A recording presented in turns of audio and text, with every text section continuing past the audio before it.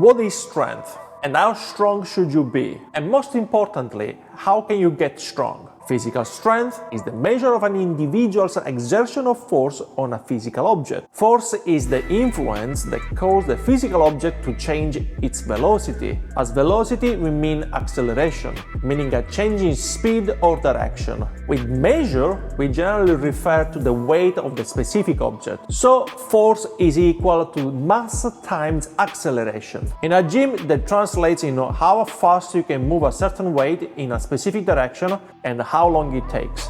The heavier the weight, the slower it moves. To move the same weight faster, you need to generate more force, and to do that, you need to get stronger. But how strong should you be? The average man can bench press 100 kg, squat 120 kg, and deadlift 150 kg for 1 rep max. As average, we refer to an intermediate lifter with 1 or 2 years of experience, where he finds himself being stronger 50% more than the other gym users. That's not taking into consideration the body weight. To have a better understanding on how strong you should be, we are going to use 2 strength standards. One from Mark Ripto, strength coach and writer at Starting Strength, and Tim Enrique, a powerlifter and powerlifting coach with years of experience under his belt. The Mark Ripto Strength Standards divides lifters in 5 different categories. The category 1, the beginner with 0 to 6 months of weightlifting experience. The category 2, a novice with 6 to 12 months of weightlifting experience. The category 3,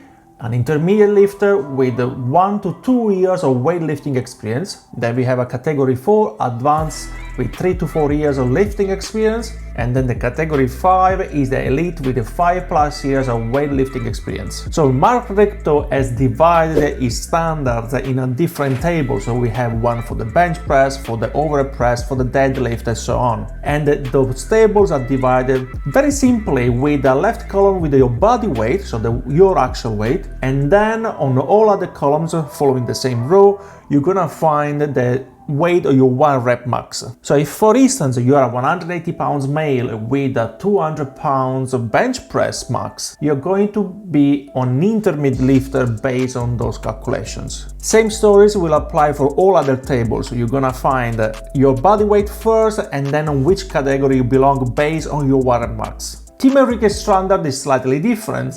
If you look at the table, you're gonna find, first of all, more exercises. On the left column, we have a much longer list, and it takes in consideration as well dips and pull-ups. You also have 3 other columns with a decent, good, and great. With the decent, you should be able to achieve those results within the first 6 to 12 months of training. You can achieve good levels from 1 to 3 years of training, and then great with 5 to 10 years of experience. So based on that, you should be on a decent level if you can squat 1.5 times your body weight, if you can bench press 1.25 your body weight, and if you can do deadlift at 1.5 your body weight. Because this list includes more exercises, it tends to be used much more when it comes to dips and pull-ups, for example. Here you belong to the decent category if you can do at least 10 pull-ups or 20 dips. I will actually say you will be decent, you can do 5 pull-ups. I mean, how many can do that in a gym? If you have never tested your 1 rep max, you can use the link I've left in the description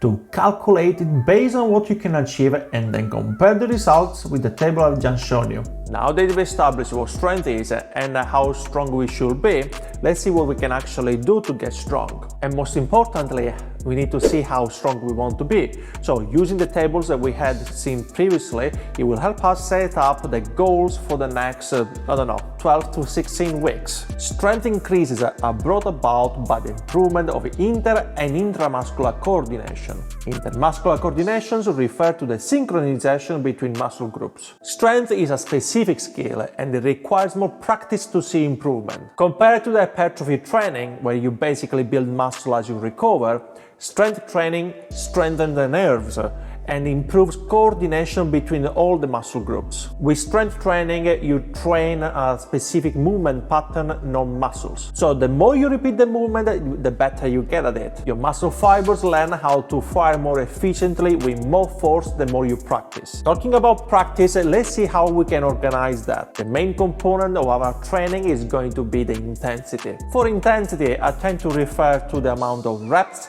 sets, weights, rest and frequency that we are actually going to use to set up our program. If our only focus is to get stronger, we're gonna keep the reps really low, so 1 to 5 would be the max. Obviously we are going to use some heavy weights with loads from 75% to 95% of 1 rep max. Because of the heavy weights you're going to need more rest, so we are taking 3 to 5 minutes of rest between sets. The big advantage of this kind of training is the low soreness levels, because we really cause low muscle damage. Because of that, the frequency can be much higher than an hypertrophy program, and we can train a specific movement pattern more often. What is really important is to have the right amount of volume as well, so the total sets of the week with what percentage of workload you've been taking on will be extremely important. There are obviously a lot of good programs out there that you can already use, like the 5-3-1 or the Texas method. The exercise we are going to select for our program that are going to be based on compound movements. They are when you move multiple joints at the same time.